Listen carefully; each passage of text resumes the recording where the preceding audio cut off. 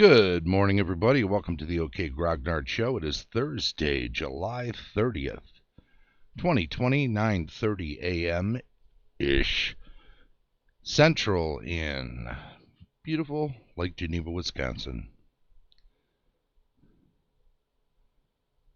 Game running tips day on Thursday. I thought we'd check out an old favorite of mine, Plexus Potent Portals.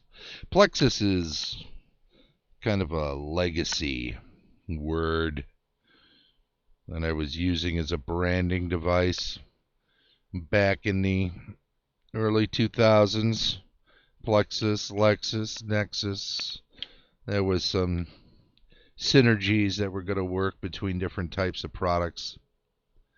And I don't know. It just didn't really pan out. But it's on the cover of this one, so it must be cool. I had a bunch of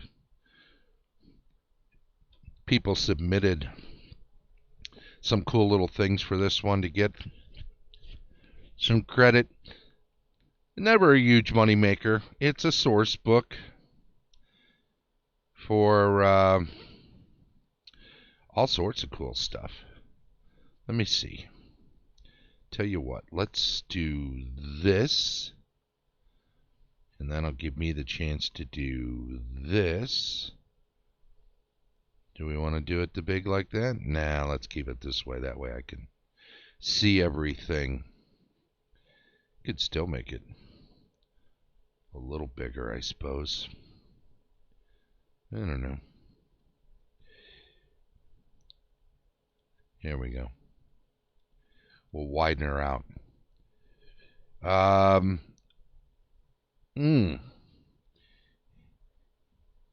on one second here. I gotta try something. I wonder if I can do what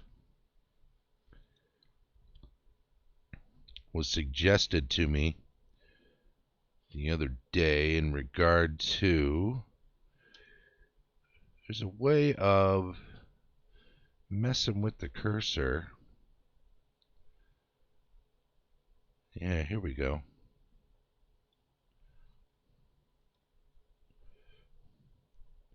Look at that.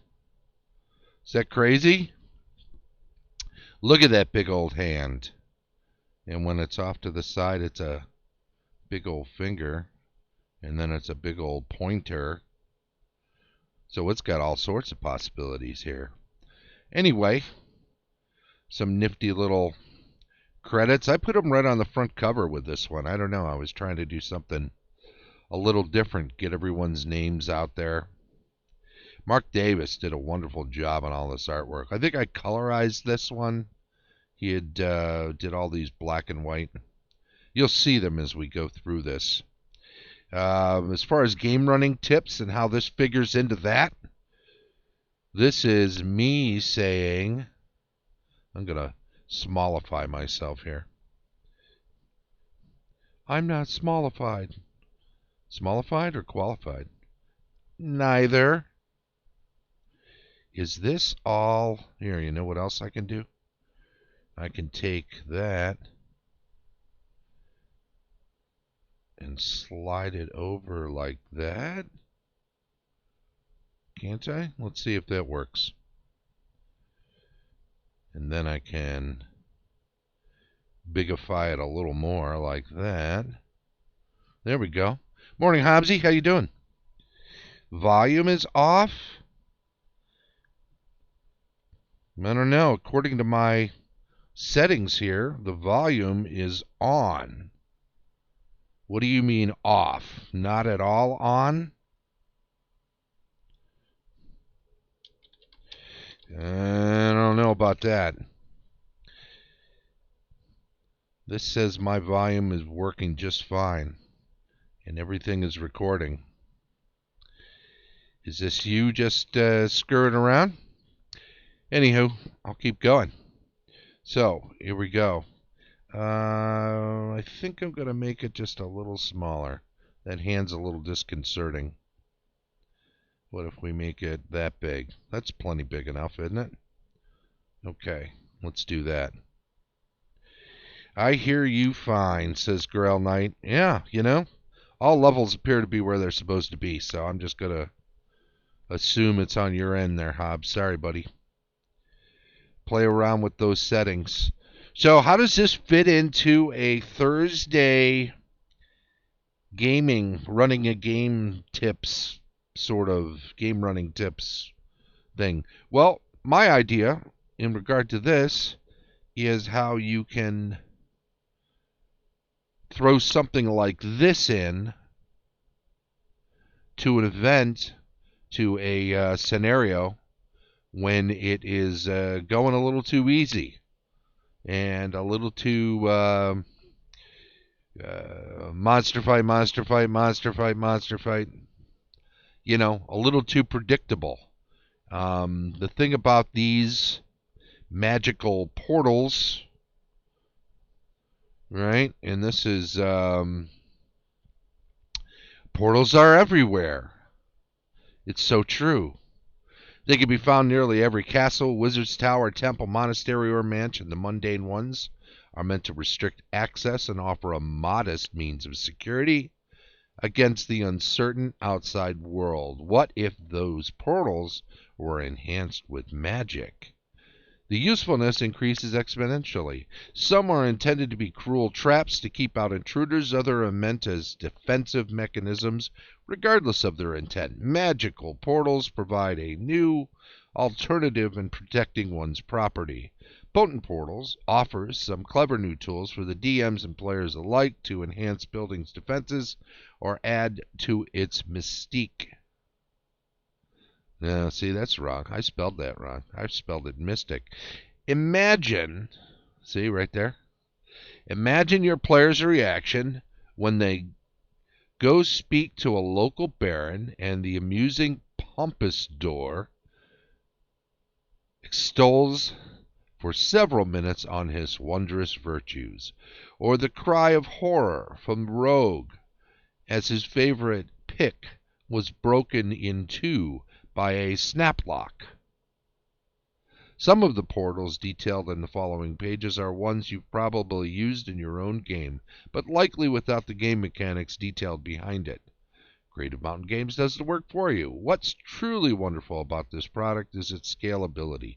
The portals vary in power, from the simple flare lock, providing a challenge to low-level characters, up to the fatal Death's Door, striking fear into the hearts of the most veteran RPG players. I hope you enjoy it, says Eric Jensen, who was the lead editor on this particular product. What a guy. What a guy. So, here are the different sections, right? Archways and gates, which will include some alcoves, portculli. We've got bars and shutters. We've got coverings and curtains, awnings, for instance, tapestries. The unwelcome mat, there's a classic. Doors and trapdoors, we got classics. Oh, yeah. The sticky door, trapdoor, trickling, the tumble door. Yeah, you got to have a few puns in there, right? Knobs and knockers. I don't even want to touch that one. Not with a 10-foot pole. Eric Jensen, E-R-I-K Jensen, and yet this is E-R-I-C Jensen. Now, is it possible that it's the same one and I've just spelled it wrong both here and on the cover? I guess it's possible. But that would also mean that the lead editor didn't see his name was misspelled on the cover and as a signature to his forward, which should have an E in it. So, is it the same Eric Jensen? Honestly, I'm not 100% sure it is. This Eric Jensen I only knew through emails and connections in the early 2000s as a colleague and a friend, but I never met him. Never met him at an event or anything in person. So I don't even know. We'll have to figure that out. Maybe you can ping Eric and find out. Hey, Ink Dweller, welcome. So we'll see. I don't know. It's a mystery. We should find out. What else do we have? Well, we don't want to dwell too long on knobs and knockers, right? Latches and locks. That's a good section there. And then skylights and windows, of course. Who doesn't want a window of defenestration? I should mention, since we're showing some of this on here, here is the wonderful section 15 of the OGL. Here's the entire OGL. Just pop that on there. Take care of our legal thing. Plexus bone and portals. SRD revised was put in here. Third-party publishing logo, which I threw on the front. This was 2003. And then a whole slew of product identity, because I had all sorts of words, PI, IP I was thinking needed protecting. I went a little overboard with the PI, but, better safe than sorry. Where are we at? Window of defenestration. Commonly installed by retired adventurers who run taverns or wealthy pub owners who like to quickly remove troublemakers. A window of defenestration helps avoid undue damage from occurring during a bar fight or similar event.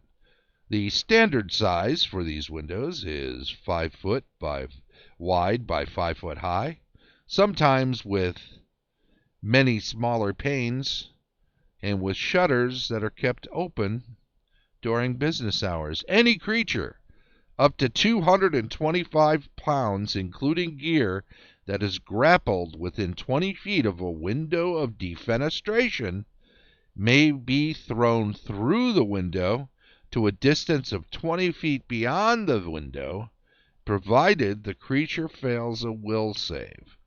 3rd edition.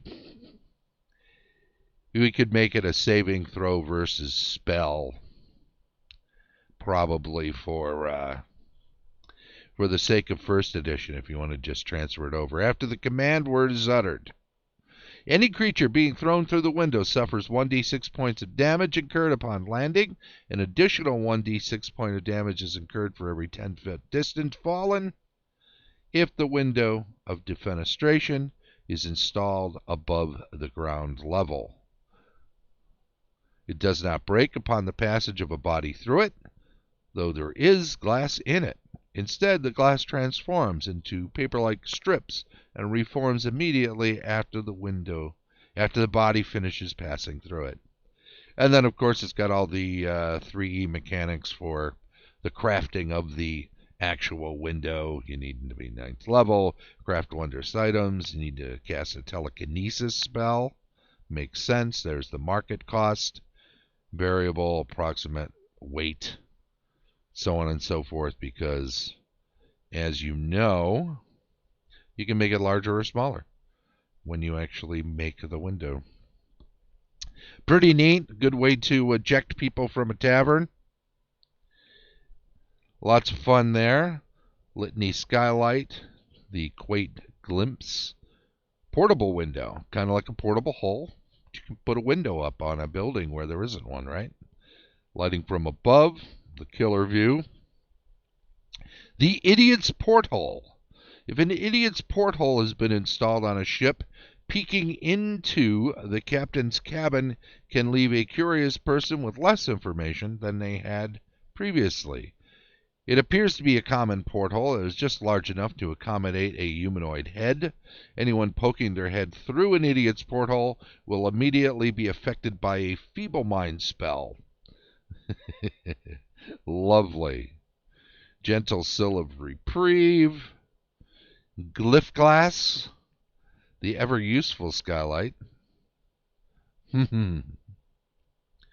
Demanding dormer. Convincing window. Commanding view. Lots of puns in here. A literal portal to puns. Arachnid skylight. A treant lever. The snap lock. That's pretty cool. Breaks off thieves' tools. Latch of the watch. The release the hounds. This lever is normally placed close to a guard station to help when watchmen are outnumbered, although sometimes also attached to a bell or alarm.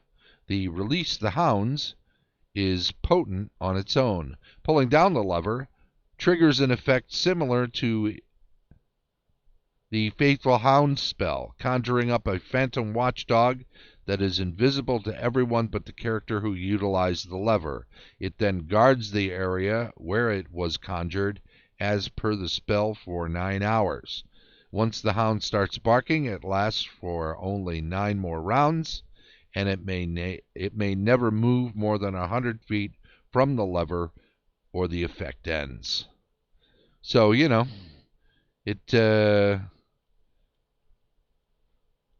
a lever that creates a guard dog, a magical guard dog. The peephole knocker, the knocker of small talk, knocker of death.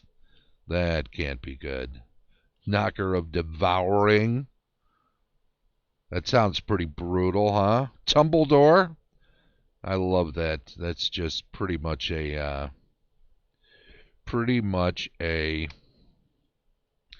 pun on Harry Potter, right? Cool stuff. Firm bar. Foo bar. Oh, get yourself a foo bar. That can't go well. The ribbon bar. A bar you can just roll up and put in your pocket. Straighten it out. Use it as a bar to bar a door. Awning of yawning. Somebody tries to climb in your window and they go under this awning. It acts as a sleep spell. That's pretty cool. Suspicious curtains. The ever full root cellar. Drop a trap door onto the ground and open it up, and there's a root cellar underneath it. It's like a portable root cellar with food in it and such. It's like a portable hole, but it's food based. And all sorts of arch of imprisonment. Just a ton of these things. So they're all pretty cool. This, unusual. I don't have a,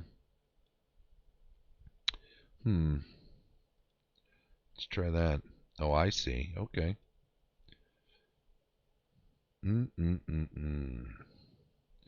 So I didn't have hyperlinks on the actual table of contents, but... Oh, well, we got to know what the... Portcullis, what do you say? Portcullis of darkness, doom, despair, and doom. We need to know what's up with that.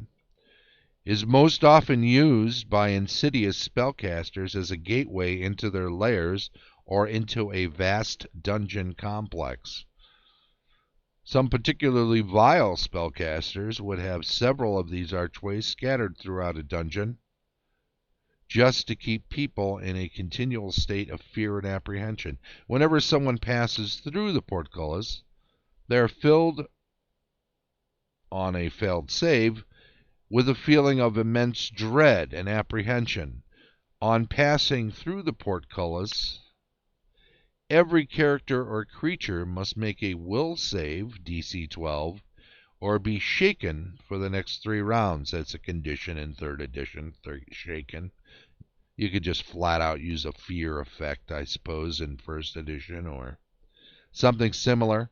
Additionally, the effect suddenly plunges the immediate area into 20-foot radius into darkness as per the spell. So not only are you being hit with a fear, suddenly you're plunged into darkness. Further still, an invisible cone of terror. Okay, for 3rd edition. within the 20-foot radius to become panicked if they fail a will save and flee from the area for 5 rounds. So yeah, you had all these different kind of levels of fear in 3rd edition, right?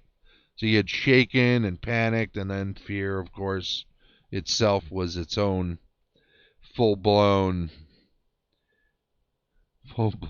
problem. So enough to say, you can sprinkle a few of these around in different dungeons or situations on the fly. People start getting bored in your game. People not players not paying attention. They're starting to look at their phone a little too much. Well, I say, don't take that from them. Curtain cords of entanglement. We know how that one works, huh? A coverlet of conversion. An average street magician relies mainly on sleight of hand tricks, but a consummate performer of entertainment magic is sure to covet the coverlet of conversion. The silken covering is usually a brightly colored 10-foot square of material large enough to completely drape over most humanoids. When in use, the coverlet of conversion is placed over the intended object or creature. A command word is spoken, and the effect is that of a polymorph any object spell. An unwilling subject receives a will save versus polymorph.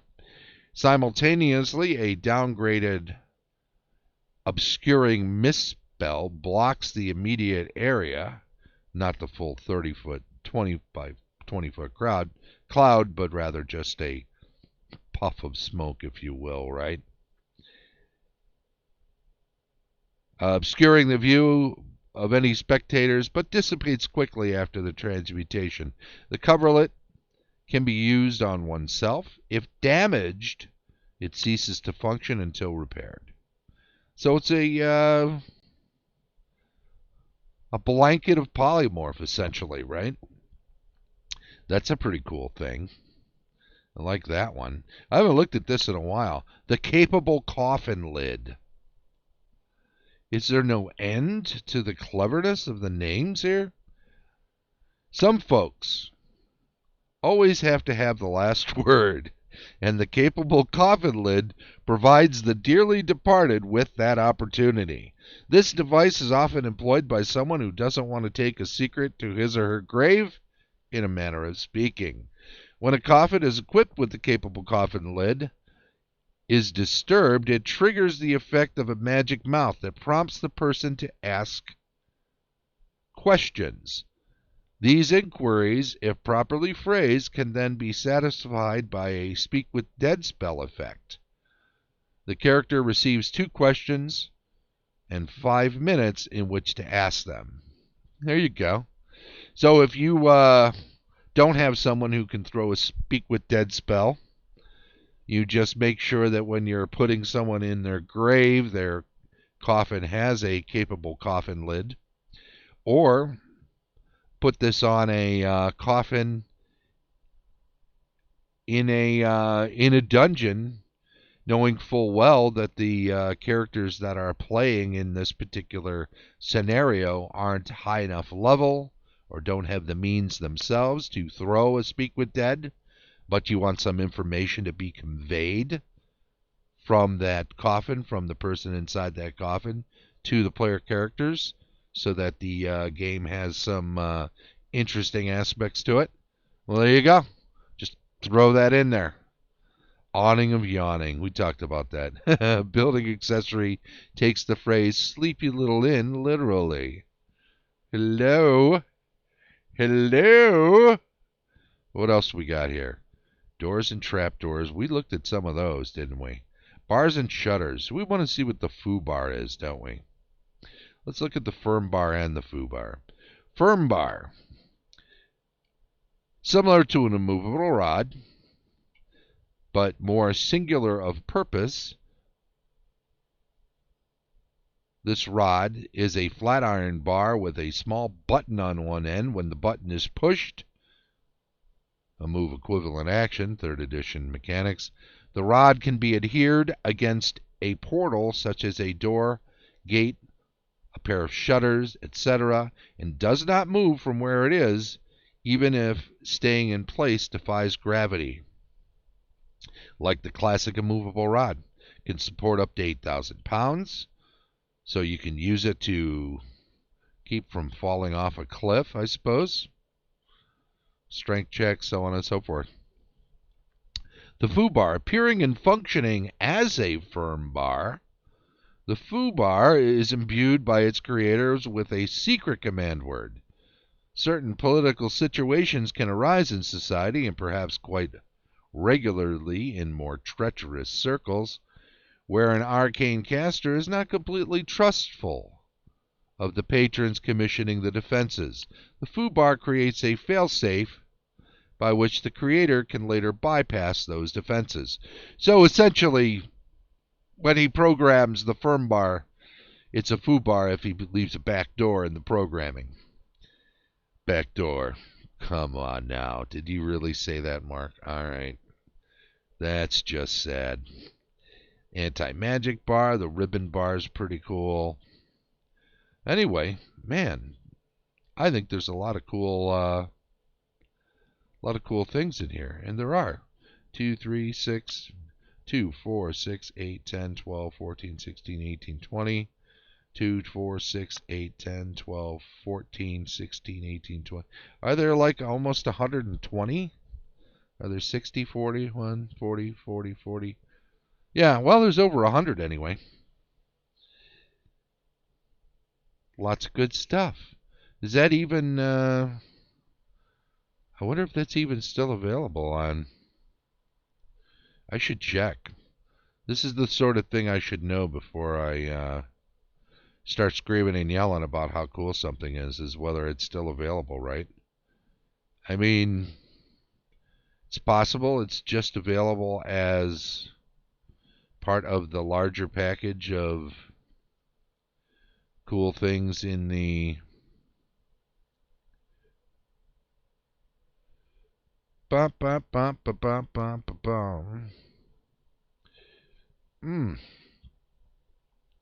Does that link not take me to a...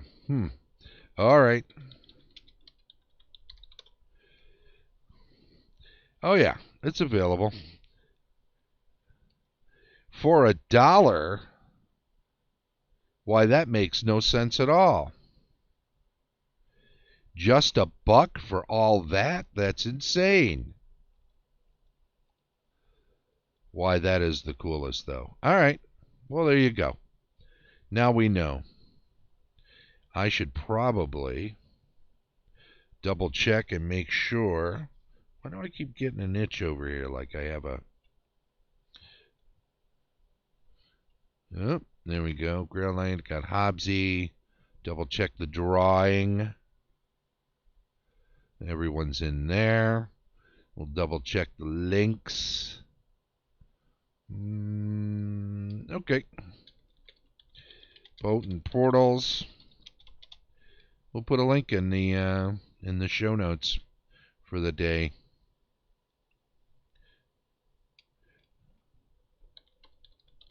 Bring in some magical defenses on the fly as a way to spice up an ongoing game.